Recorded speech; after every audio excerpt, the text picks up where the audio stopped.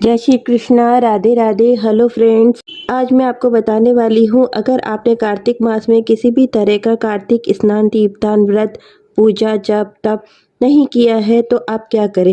आपको देव उठनी एकादशी से लेकर पूर्णिमा तक व्रत करना है। इसे पंच भिक्षु व्रत के नाम से भी जाना जाता है। इस व्रत में आपको सुबह के 4 और 5 बजे के बीच में अपने जल में गंगा जल मिलाकर स्नान अवश्य कर लेना चाहिए। एकादशी और द्वादशी के व्रत में आपको फलाहार करना है और बाकी के 3 दिन आप एक समय सात्विक भोजन कर सकते हैं। पूर्णिमा के दिन आपको चंद्रमा को अर्घ्य देकर ही व्रत खोलना है और व्रत पूरा होने के पूर्णिमा के अगले दिन आपको प्रतिपदा के दिन आपको ब्राह्मण और ब्राह्मणी के जोड़े को भोजन करवाना है। अगर आप घर बुलवाकर भोजन नहीं करवा सकते हैं तो आप उनके भोजन के बराबर का अन्न मंदिर में दान करवा दीजिए और दक्षिणा भी भिजवा दीजिए। दक्षिणा आप अपनी सामर्थ्य के अनुसार दे सकते हैं। आपको इन 5 दिनों में 5 दीपदान तो अवश्य ही करने हैं। पहला है तुलसी के आगे, दूसरा है पीपल के आगे, तीसरा है आकाश दीपदान, चौथा है शिवालय में और 5वां है अपने घर की देहली पर करें। वैसे तो आप इन 5 दिनों में आप किसी भी दिन 365 बत्ती का दीपदान भी कर सकते हैं।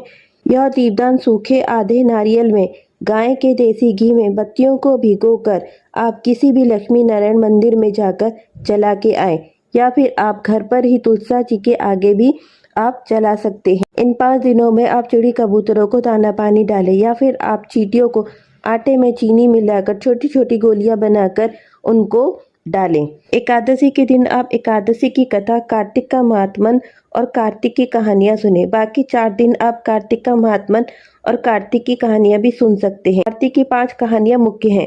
पहली है गणेश जी की, दूसरी है तुलसी जी की, तीसरी है पीपल पथवारी की, 5वीं है पंच भिक्षु की और 6ठी है शालिग्राम और तुलसी जी के विवाह की कथा।